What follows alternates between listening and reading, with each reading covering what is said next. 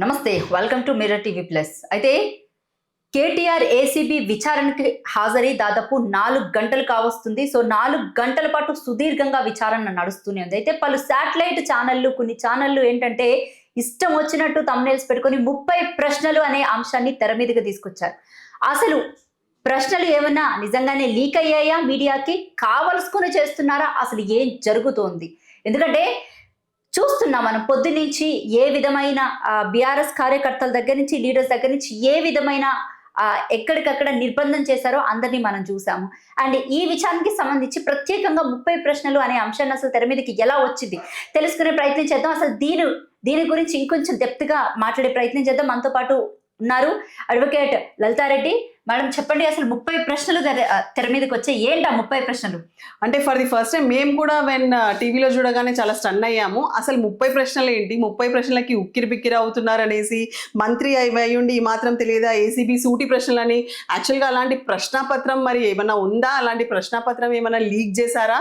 మరి దట్టు ఈ ABN channel కానీ, TV5 channel, TV9 channel, big TV, అంటే చూడండి ఆల్మోస్ట్ 30 ప్రశ్నలు కేటీఆర్ విచారణ. కేటీఆర్ ముందు 30 ప్రశ్నలు, ఏబిఎన్ అతను కేటీఆర్ విచారణలో 30 ప్రశ్నలు, మంత్రి వేయుండి ఈ మాత్రం తెలియదా ఏసీబీ సూటి ప్రశ్నలు, టైటిల్ క్యాప్షన్ తోటి ఏబిఎన్ ఛానల్ అతను కేటీఆర్ను ప్రశ్నించిన ప్రశ్నలు ఇవే అనుకుంటూ అట్లాంటి క్యాప్షన్ ఇచ్చి ఏబిఎన్ న్యూస్ ఛానల్ వాళ్ళు ఇచ్చేస్తున్నారు. మరి రియల్లీ ఐఎమ్ టెలింగ్, ఇలాంటి ప్రశ్నాపత్రాలు వాళ్ళకి ఏమైనా లీక్ అయ్యాయా? What is this? అసలు ఏం జరుగుతుంది, ఏం పోస్ట్ చేస్తున్నారు, అసలు వాళ్ళు ఎలాంటి సమాచారాన్ని, ఇలాంటి తప్పుడు సమాచారాలని సమాజం ముందు వాళ్ళు ఎలా పెట్టగలుగుతున్నారు? అసలు ఇట్లాంటి ఏమంటారు ఫాల్స్ ఇన్ఫర్మేషన్ లీక్ చేసినందుకు అసలు ఈ ఛానల్స్ ఏవైతే ఉన్నాయి, ఈ ఛానల్స్ అందరి మీద కూడా చాలా ఏమంటారు సీరియస్గా వాళ్ళ మీద చర్య తీసుకోవాల్సి వస్తుంది. బికాజ్ ఇలాంటి అసలు 30 ప్రశ్నలు, ముగ్గురు ఏమంటారు అధికారులు విచారణ చేస్తున్నారు, సూటి ప్రశ్నలు, సమాధానాన్ని ఇవ్వలేక ఉక్కిరి బిక్కిరి. What is this all? అసలు ఏ విధంగా లోపల ఏసీబీ విచారణకి పిలిచారు, ఏసీబీ విచారణలో కేటీఆర్ గారు ఉన్నారు, అక్కడ ఏమవుతుంది అసలు? అట్లాంటి విషయాలు ఈ 30 ప్రశ్నలు ఏంటో మరి వాళ్ళు చాలా క్లియర్గా ఈ ఏబిఎన్ ఛానల్ వాళ్ళు కానీ, TV5 కానీ, ఇంకా తదితర ఏదైతే మీడియా మాధ్యమాలు ఇప్పుడు ఏదైతే పోస్ట్ చేశారో మరి వాళ్ళ మీద అయితే మేము చట్టరీత్యా ఏమంటారు చర్యలు తీసుకోవాల్సి వస్తుంది చట్ట ప్రకారము. అదేవిధంగా నేను పోలీస్ వాళ్ళకు కూడా చెప్తున్నాను, ఏసీబీ వాళ్ళకు కూడా డిమాండ్ చేస్తున్నాను, వాళ్ళు కూడా అసలు ఇలాంటి ఛానల్స్ వాళ్ళ మీద ఈ సమాచారం, ఈ ఫాల్స్ మిస్ఇన్ఫర్మేషన్ ఇచ్చినందుకు తప్పకుండా కేసెస్ వాళ్ళ మీద రిజిస్టర్ చేయాలి. దిస్ ఇస్ ఆల్ చాలా ట్రాష్. అసలు ఇట్లాంటి న్యూస్ పబ్లిక్ ఇవ్వడము, సమాజానికి ఏం చెప్పాలనుకుంటున్నారు తప్పుడు సమాచారాలు ఇచ్చి వాళ్ళ ఏమంటారు మీడియా ఛానల్స్ రేటింగ్ కోసం వాళ్ళు ఏదైతే చేస్తున్నారో this is all very wrong. Right. అయితే సాయంత్రం వరకు అరెస్ట్ చేసే అవకాశాలు ఎక్కువగా ఉన్నాయి అంటున్నారు, ఏం చెప్తారు? అంటే ఏమన్నా జరగవచ్చు, బికాస్ ఇది కక్షపూరిత రాజకీయాలు, కక్షల కోసం కావాలని ఇలాంటి ఒక ఫాల్స్ కేసుని ఏమంటారు ప్లాన్ చేసి, చాలా వాళ్ళ పద్ధతి ప్లాన్ ప్రకారం ఆల్రెడీ మనం చూసిందే. కాంగ్రెస్ నాయకులు కానీ ఏమంటారు సీఎం అంటే రేవంత్ రెడ్డి గారు కానీ ఫస్ట్ నుంచి ఏంటంటే కేసులలో ఇరికిస్తాము, కేసులలో అరెస్ట్ చేస్తాను, నేను జైలుకు పంపిస్తాను, సో ఇలాంటి అన్ని వ్యాఖ్యలు జరిగాయి. సో అలా జరిగినప్పుడు ఈరోజు ఓన్లీ విచారణకి మాత్రమే పిలిచారు. బట్ ఏంటి అంటే ఒకవేళ కక్షపూరిత రాజకీయాల వైపు వెళ్తే మటుకు ఏమైనా జరగవచ్చు, అరెస్ట్ కూడా జరగవచ్చు. వాళ్ళు అనుకుంటే ఇప్పుడు హోమ్ మినిస్ట్రీనే ఆయన చేతిలో ఉంది, రేవంత్ రెడ్డి గారి చేతిలో ఉంది. సో ఆయన అండర్లోనే పోలీసులు పనిచేస్తున్నారు. పోలీసులు పనిచేసినప్పుడు న్యాచురలీ అకార్డింగ్ టు హిజ్ ఏమంటారు అథారిటీ ఆర్ కమాండ్ ప్రకారమే they will move. So anything may happen. Okay, right. అయితే సుదీర్ఘంగా 4 గంటల పాటు విచారణ జరుగుతుంది, అంటే ఇంకా ఎన్ని గంటలు ఇది కొనసాగే అవకాశం ఉంది అంటారు? అంటే యూజువల్లీ అయితే 6 o'clock వరకు చేస్తారు. సో మోర్ 2 hours ఉంది, ఇంకా చూద్దాం. ఓకే, అంటే ఈ లోపల ఏమైనా 6 తర్వాత అరెస్ట్ చేసే అవకాశాలు ఎక్కువగా ఉంటే అసలు అంటే మీరు బేసిక్గా బీఆర్ఎస్ లీగల్ సెల్ కాబట్టి పార్టీ కార్యక్రమాల గురించి అంటే మీరేమైనా చెప్తారంటే తదితర అంశాల గురించి ఏంటి పరిస్థితి, ఎలా ఉండబోతుంది? దేనికైనా కూడా కేటీఆర్ గారు చాలా రెడీగా ఉన్నారు. ఆల్రెడీ పొద్దున ప్రెస్ మీట్ లో కూడా చెప్పారు, నిన్న ప్రెస్ మీట్ లో కూడా చెప్పారు. అదే విధంగా లీగల్ సెల్ అందరు లాయర్స్ కూడా రెడీగా ఉన్నారు. We are ready for anything, any consequences, ఎలాంటి కాన్సిక్వెన్సెస్ అరైజ్ అయినా కూడా లీగల్ టీమ్ కేటీఆర్ గారు ఆల్రెడీ ఆయన సూచనల ప్రకారం ఎవ్రీథింగ్ ఈజ్ రెడీ. అలాగే విచారణలో భాగంగా చాలా మంది పెడుతున్నటువంటి థంబ్నెయిల్స్ లో, కొంతమంది పెడుతున్నటువంటి థంబ్నెయిల్స్ లో ఏమంటున్నారంటే భయపడుతున్నాడు, ఎంక్వైరీకి బెదురుకుంటున్నాడు అని, ఈ విధంగా అంటే కేటీఆర్ వెనక్కి తగ్గుతున్నాడు, ఈ విధమైన థంబ్నెయిల్స్ అన్ని కూడా పెడుతున్నారు. కొన్ని ఛానల్స్ ముఖ్యంగా కొంతమంది ఎవరైతే మీడియా దిగ్గజం అని చెప్పుకుంటారో వాళ్ళ ఛానల్ కి సంబంధించి ఇటువంటి థంబ్నెయిల్స్ ఎక్కువగా మనం చూస్తున్నాం అంటే బెదురుకుంటున్నాడు, ఏసీబీ విచారణలో వెనక్కి తగ్గిన కేటీఆర్ ఈ విధంగా పెట్టిన thumbnails గురించి మీరు ఏం చెప్తారు? అంటే వీళ్ళు మీడియా దిగ్గజాలు మేబీ ఇలాంటి ఫాల్స్ అండ్ మిస్ఇన్ఫర్మేషన్ ఇచ్చే మరి మీడియా దిగ్గజాలుగా ఎదిగారో మనకి తెలియదు. బికాస్ మీడియా దిగ్గజాలు రియల్ గా వాళ్ళు ఒక మీడియా దిగ్గజాలు అయితే ఇలాంటి ఫాల్స్ ఇన్ఫర్మేషన్ మిస్ఇన్ఫర్మేషన్ అనేది ఇవ్వడానికి లేదు. బికాస్ రియల్ గా కూడా లోపల ఏసీబీ విచారణలో ఏం జరుగుతుందో ఎవరికి తెలియదు.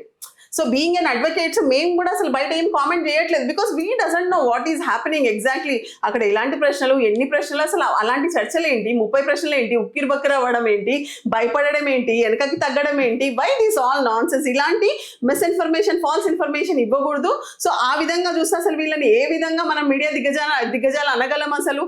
దిస్ ఇస్ రియల్లీ అసలు అంటే ఏం చెప్పడానికి లేదు. అసలు అంత ఫాల్స్ ఇన్ఫర్మేషన్ వాళ్ళు ఇవ్వకూడదు. That is very wrong on their part. Right. ఇటు కాంగ్రెస్ పార్టీకి కూడా సంబంధించి ఎవరు పడితే వాళ్ళు ఇష్టం వచ్చినట్టు పోస్టులు పెడుతున్నారు. ఎటో చూసుకున్నా కూడా టిల్లు జైలుకి వెళ్తారు అని ఒక కామెడీ వర్డ్ ని యూజ్ చేస్తున్నారు కేటీఆర్ ని పట్టుకుని. సో దాని మీద మీ స్పందన ఏంటి? అంటే ఇప్పుడు కర్మ క్రియ మొత్తం కాంగ్రెస్ పార్టీనే కదా ఈ కేసుకు సంబంధించింది. సో న్యాచురల్లీ ఏంటంటే వాళ్ళు ఒక ప్లాన్ పద్ధతి ప్రకారమే ఇలాంటి కాన్స్పిరసీని రచించారు. ఇది వాళ్ళ రచన. సో దాని ప్రకారం వాళ్ళకి తెలుసు. సో ఇది క్లియర్ గా చూస్తుంటే మొత్తం పోలీస్ వ్యవస్థ, మొత్తం అన్ని అధికారులు వాళ్ళ పాకెట్ లోనే ఉన్నట్టున్నారు. మరి అందుకనే కంపల్సరీ ఇప్పుడు జైలుకి వెళ్తారా లేదా అని డిసైడ్ చేయాల్సింది ఎవరు? ఏసీబీ అధికారులు. వీళ్ళెవరు డిసైడ్ చేయడానికి? వీళ్ళు డిసైడ్ చేస్తున్నారంటే వీళ్ళ ప్లాన్ ప్రకారమే కదా. అది ఓపెన్ గా ప్రూవ్ అయిపోతుంది. మరి రైట్. అయితే ఇదే కేసుకి సంబంధించి క్వాష్ పిటిషన్ వేయకుండా యాంటిసిపేటరీ బెయిల్ కి వెళ్ళుంటే ఏమయ్యేది అసలు? అంటే అలా ఉండదు. ఇప్పుడు అకార్డింగ్ టు ఆ రోజు అప్పుడు సర్కమ్స్టాన్సెస్ ని కానీ ఆ సిచ్యుయేషన్ ని బట్టి it is like fit case. It was a fit case to file quash. Because ఏదైతే కంప్లైంట్, ఏదైతే కంటెంట్స్ ఉన్నాయో అసలు అవన్నీ చూసుకుంటే ఏ విధంగా కూడా దెర్ ఈస్ నో కరప్షన్ యాక్చువల్గా.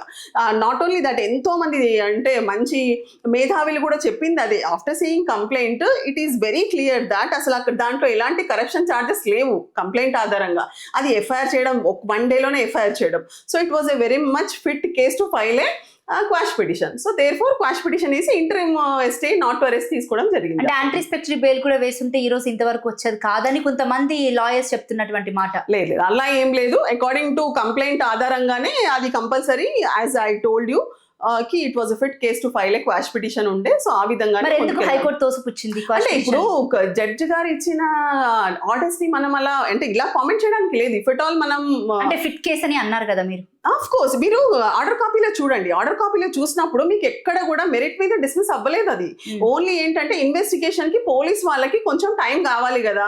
సో ఇన్వెస్టిగేషన్ కోసం విచారణకి అంటే ఒక కంప్లైంట్ ఇచ్చిన తర్వాత ఎఫ్ఐఆర్ లాడ్జ్ అయిన తర్వాత compulsory investigation should go on. So ఆ ఇష్యూలో అది క్వాష్ పిటిషన్ ని డిస్మిస్ చేయడం జరిగింది. అంతేగాని ఏదో తప్పు చేశారు, ఇంకేదో ప్రూవ్ అయిందనే ఇష్యూలో అది జరగలేదు. తదుపరి ఆదేశాల వరకు కూడా ఎలాంటి అరెస్టులు చేయొద్దని ముందు కోర్టు చెప్పడం జరిగింది. మళ్ళీ దాన్ని ఎందుకు వెనక్కి తీసుకుంటే it is a decision of the court. Agreed by that already we filed we move to supreme court. So that's okay. Supreme court కూడా తోసిపుచ్చిందని. తోసిపుచ్చలేదు, అది ఏదైతే ఉందో 15th తీసుకుంటామని చెప్పారు. Okay right. అయితే ఈ కేసుకి సంబంధించి ఒకవేళ కేటీఆర్ కానీ అరెస్ట్ అయితే ఎన్ని రోజుల్లో బయటకు వచ్చే అవకాశాలు ఉన్నాయంటారు? అంటే ఇప్పుడు యాజ్ పర్ లీగల్ గా చూస్తే అయితే ఏగానే ఉన్న గ్రౌండ్స్ ప్రకారం ఇప్పుడు కంప్లీట్ గా ఇలాంటి పర్టికులర్ కేసెస్ లో చాలా థరోగా ఇన్వెస్టిగేషన్ చేయాల్సి వస్తుంది. సో అన్ని basing on all the proofs అన్ని తీసుకొని ప్రాపర్ గా వెళ్తేనేమో అది ఒక ఆస్పెక్ట్ ఉంటుంది.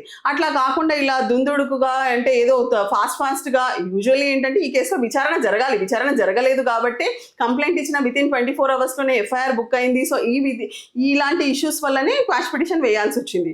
సో వాట్ ఐఎమ్ సేయింగ్, ఒకవేళ ఇలాంటి ఇష్యూలో వీళ్ళు మళ్ళీ ఈ రోజు కూడా అలా తొందరపడి ఏదన్నా అంటే రిమైండ్ చేశారనుకోండి, అది క్లియర్గా అర్థమయ్యేది ఒకటే ఏంటంటే because of pressure by CMO office నుంచి ఏదైతే ప్రెషర్ ఉంటుందో దాని వల్లనే. సో ఏదన్నా అవ్వచ్చు. మేబీ ఇప్పుడు వాళ్ళ మెయిన్ ఇంటెన్షన్ ఏంటి, ఏదో విధంగా కేటీఆర్ గారు బయటికి రావద్దనే ఉద్దేశమే ఉంది.